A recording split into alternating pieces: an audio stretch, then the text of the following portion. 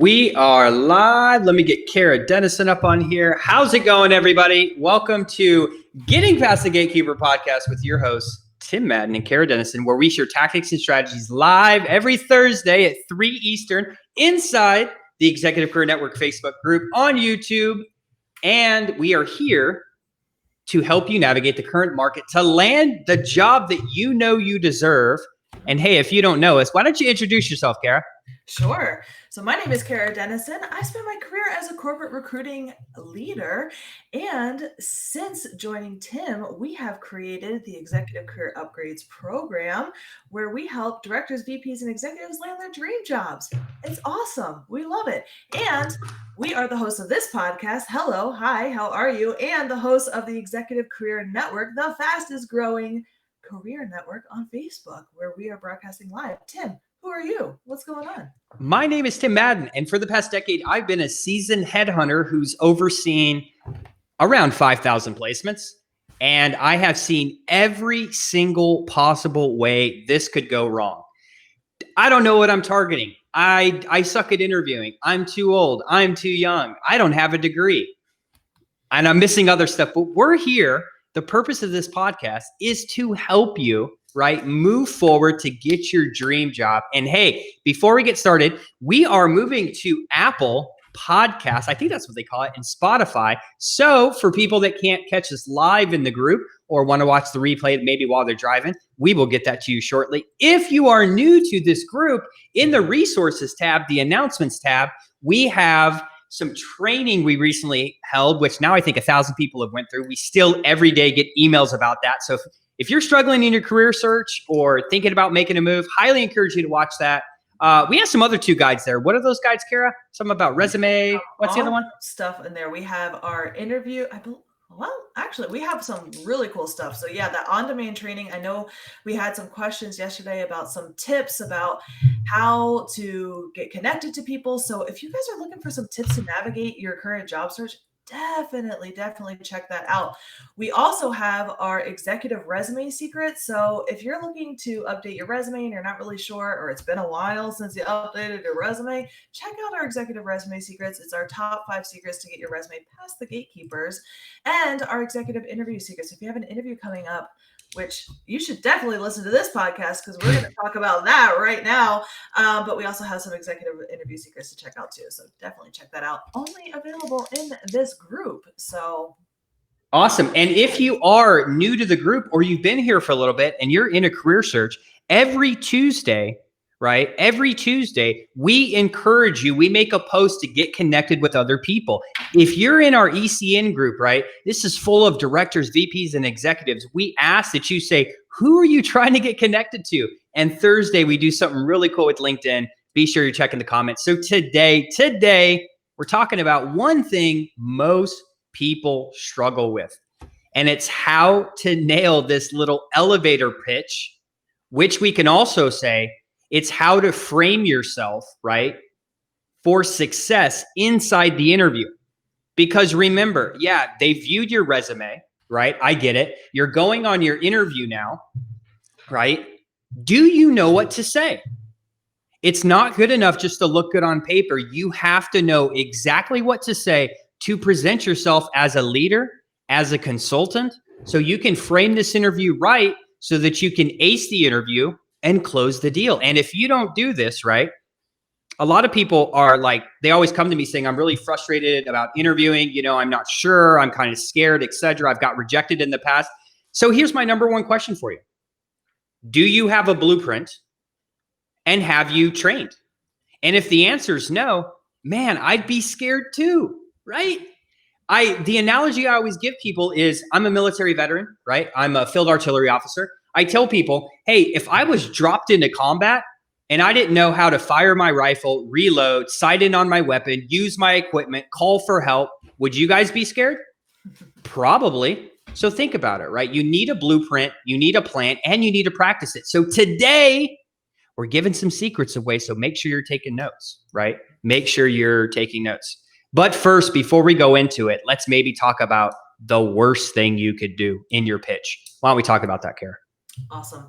So we have this term that we use a lot in our program called dump trucking.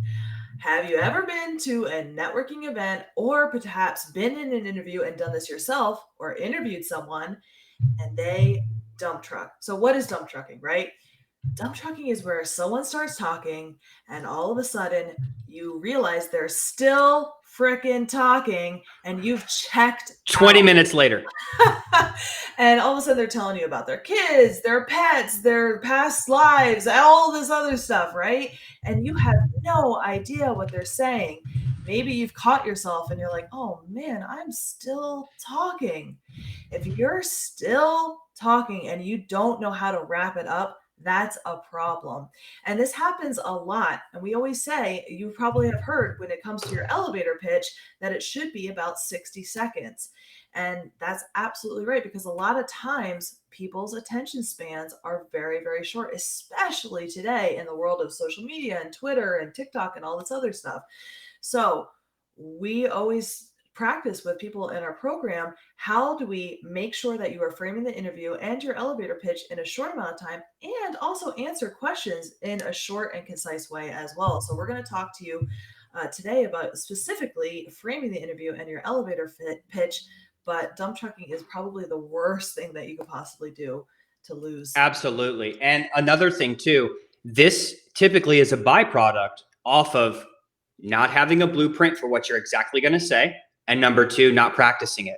So if you're going to your interview for a SVP, senior director, director, VP, in charge of people, and you're saying, that, and you're just rambling on, it's not going to go well for you. And let me say some statistics, right? You're going to love this statistic. 70%, this was a recent study done on LinkedIn, by the way. 70% of people who hire people at senior levels said they know if they want to hire this person within the first 60 seconds. People are going to make an assumption about you very, very, very quickly. Now, furthermore, in this study, it says 90% of people, so we got 70% of people who hire people know if they want to hire you in the first 60 seconds. Now, 90% of people who hire people know if they want to hire you in the first 15 minutes. What are you saying in that first 15 minutes? Do you know what you're going to say? Do you know how you're going to present yourself? Do you know how you're going to handle questions using accomplishments, achievements, asking the right questions about challenges, what they're really looking for? If you don't, I would be scared too. Okay. So how it's first going to start, there's 3 key steps to an effective pitch. Well, let's say 4. Number 1, it's 60 seconds. Okay. That's about the attention span of people. Likely when they call you, what are they going to say? Kara, thanks so much for calling. Glad you're here, or glad you're on Zoom these days, or whatever. Hey, tell me a little bit about yourself. Okay. Now, let's furthermore, before Kara talks about the first part, right? Let's say words are only 7% of how you communicate with other people. Okay. So we're going to go through of what to say, right? Which is obviously key. How are you saying it? Are you saying it from a position of confidence and conviction, right? I'm not saying we need to be overboard excited. Hi, my name's Tim Madden. No, we don't need to do that. Just personable, right? It's not enough to know what to say. You have to say it in the right tonality as well. Otherwise, it's going to be, I know everyone who's listening right now, they've been on that call before where some guy's just talking monotone and you're like, dude, I can't spend 10 more minutes with this guy. I'm going to go crazy, right? So break down, Kara, when someone says, tell me about yourself, what's like the first thing we talk about and maybe why? Sure. So the first thing is really going to be in the first 10 seconds, we want to talk a little bit about yourself from a personal standpoint. So why do we want to do this? First of all, it's the polite thing to do. Second of all, from a psychological standpoint, it helps people endear themselves to you. You're a person, they're a person. It's a human nature type thing. And it helps them become a little bit more connected to you on a personal level. If you jump right into your professional life and things like that, it just it starts out right into that professional stuff, which is fine, but having a nice professional tone, or I'm sorry, a personal tone, and creating a little bit of a personal connection creates that rapport, which is going to really serve you well throughout the rest of this. So just doing a little bit of a 10 seconds of a little bit of where you are or where you live, a little bit about yourself is going to help endear that person to you. Doesn't have to be And long. and I'll be giving you like a very quick example of this. Mhm. Hey, Tim, thanks for calling. We're excited you're here. Tell me a little bit about yourself. Hey, I'd love to. For the my name's Tim Madden, right? And I'm a military veteran. I spent 20 years in the military. I have my beautiful wife, Kristina, and my baby boy, Riker. We live in Tampa, Florida, where it's hot, but there's beaches and we don't have to pay any state taxes. Ha, ha, ha, ha. It's okay to add a little bit of humor, right? I guarantee you, I've trained lots of recruiters and headhunters, and I tell you, adding a little bit of humor and being personable, that other person on the side of the call is going to be, thank you, God, I have someone who's actually personable and maybe a little funny. This is not like the last 8 people I've met with, right? So just do a little bit about yourself, right? Where you live, where you went to school, if you went to school, hey, what your hobbies are, right? Again, 10 to 15 seconds, okay? Don't talk about your journey through the Himalayas for 5 minutes, okay? Because this is a very important point. I only want to talk about reasons why someone should hire me. By the way, is that the purpose of the interview? Yep. Yes. Okay. So I want to be personable. I want to be respectful. I want to start it off on a good tone, but then I want to wrap it up. The same thing we'll veer off for a second, talk about. That's why when we coach our clients on, when they ask you, why'd you leave this job? Why'd you leave this job? Here's what I tell people. The reason why you left can we all agree, is that going to help anyone get hired? No, dude. So I'm going to talk about it like for 10 minutes or 10 seconds, right? Hey, why'd you leave Randstad? Hey, Randstad was a great organization. A headhunter sought me out and there was a greater opportunity here with increased responsibility and more compensation. And it seemed like a smart move for me. That's it. I'm not going to go into dump trucking, right? Well, what happened was, all right. So there was Carol, and Carol did this, and the CEO was embezzling money, and now he's in prison. And then this, guys, remember, you got 15 minutes, man. You got 15 minutes. You got really 60 seconds, but let's say you got 15 minutes to close this deal. Even if you're there for 2 hours, they're going to make a judgment on you very quickly. You want to talk about why you left positions? You want to talk about veer off into other things? Or you want to talk about, hey, why do you want to hire me? And that'll go into the next one. Take over the next one, Kara, and then maybe I'll give them and why it's important. I'll go over maybe some examples. Yeah. So the next part is going to be really the meat of this. It's the 30 seconds. So we're going to do 10 seconds about your personal life. Again, you're endearing the person, building rapport. Then you're going to go into your professional experience. I like to break this down into 2 parts. The first part is going to be an overarching part of your professional career. And then you're going to want to include one specific incredible achievement that you've had, probably most recently in your past position, that applies to the job that you're speaking about right now in that interview. So it could probably go about, for my career, for the last 20 years, I've been a professional sales leader focused on driving revenue and decreasing costs through leading teams of over 20 people, right? Most recently at XYZ company, I drove revenue by 20% year over year through doing X, Y, and Z. And that's really it, just 30 seconds. But you want to make it as impactful as possible by doing an overarching statement and then something that's really, really effective and impactful that you just did recently that relates to the job that you're interviewing. Because you want to blow them away and set the tone by presenting why you should be in that interview. And before I give you another example, when we talk about listing one accomplishment in this second part breakdown, what we're really talking about is what you need to do is hopefully you've done networking to get this opportunity. So you already know about the challenges, right? Maybe you already know there's a turnover problem, training problem. They're bringing a new product to market. They have IT challenges, whatever space you're in, right? Their P&L's low. I don't know what it is. But if we could know something about what they're really looking for, that's a great opportunity to tie that in. For instance, I want to give you an example. I come from a headhunting background, okay, which is AKA recruiting. When you say headhunting, it means basically companies are paying you money to find good talent. Now, so I'm going to give a presentation like this. This is Tim, Tampa, Florida, blah, blah, blah, 10 seconds. Okay, now let me get to the meat. And the way we list it is a brief but specific overview of your experience incorporating one accomplishment that makes the most sense. So, hey, my name's Tim Madden. For the past decade, I have placed or led a team that's placed over 5,000 people, led teams of up to 100, overseeing a division in the Southeast region. And those places were actually done in 21 industries. Over the past decade, I have generated over $50 million in the staffing and recruiting space. That's it. That's it. Now, that's if I'm is trying to get a job at an agency for a recruiter, maybe leading or a headhunting agency, if you will. Now, am I going to talk about $50 million of revenue in the staffing and recruiting space if I'm trying to be a corporate recruiting leader, right? Say I'm trying to work for Deloitte, PwC, Uber, Kellogg's, right? As like a talent acquisition director, manager, VP, etc. They don't care about money, man. They care about hiring good people and training good people. So you see how these are kind of different, right? So the most important thing is knowing your audience, right?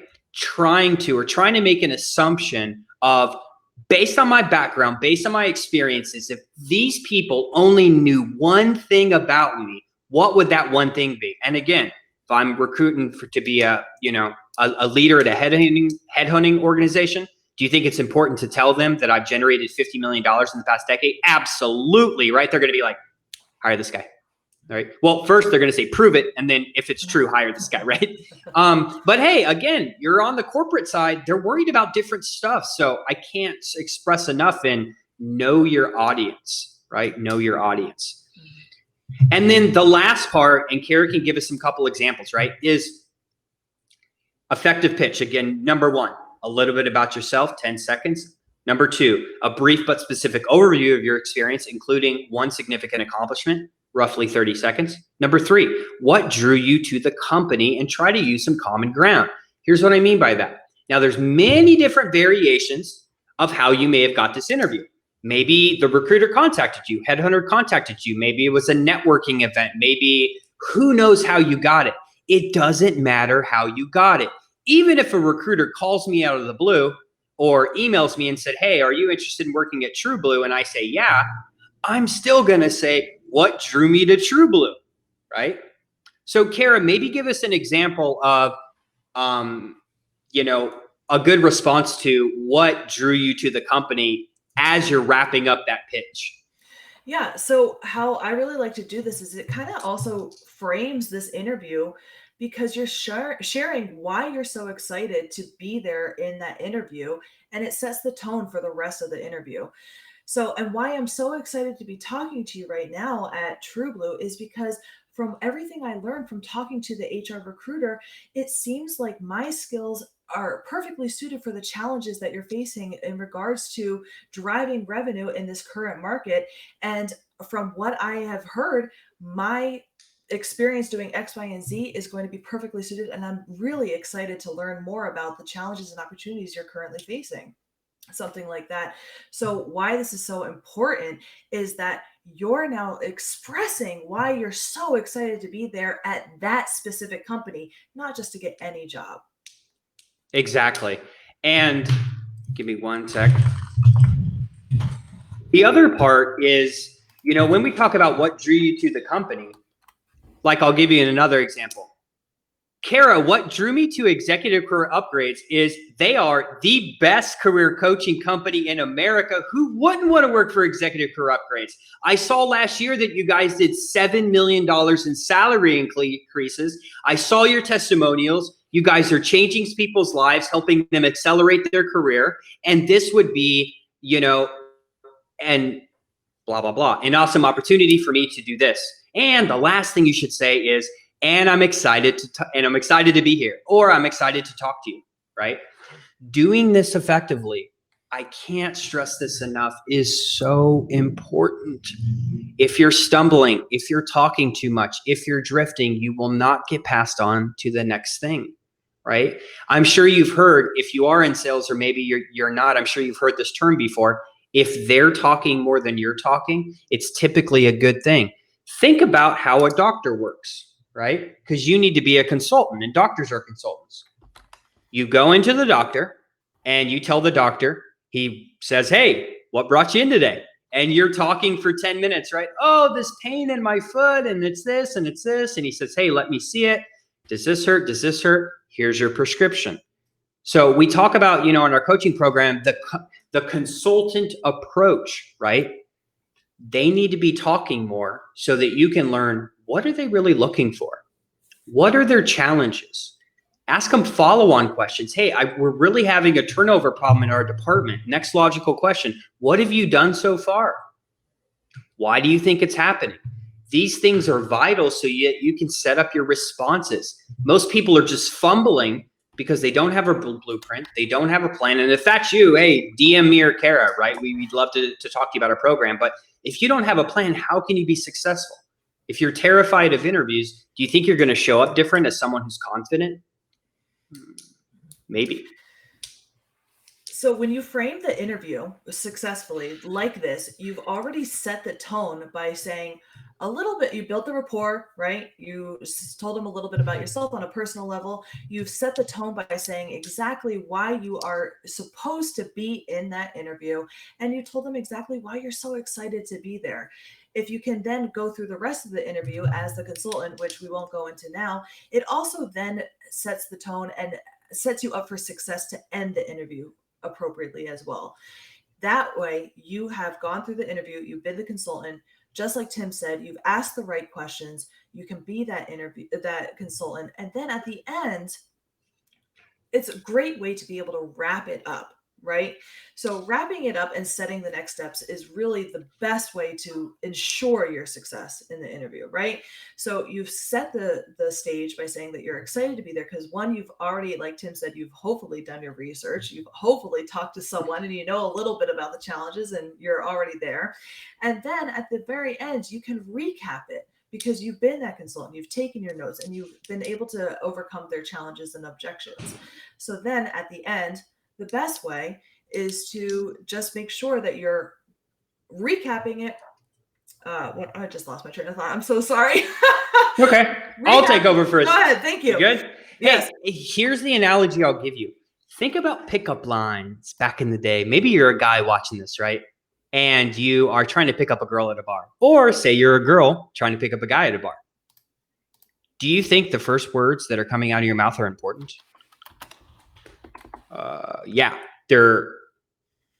it's going to determine if you have a future relationship with them, if you can buy him a drink, etc. How is this any different than an interview?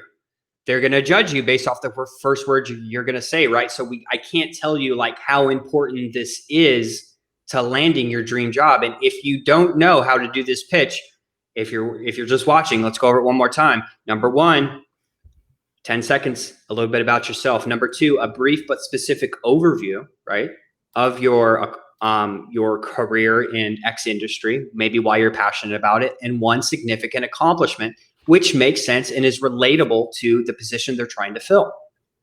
The last thing, what interested you about the company or what drew you to the company? And if nothing drew you to the company, find something, okay? Look at their website. Oh, wow, I saw you guys have a big initiative for corporate or social responsibility, etc.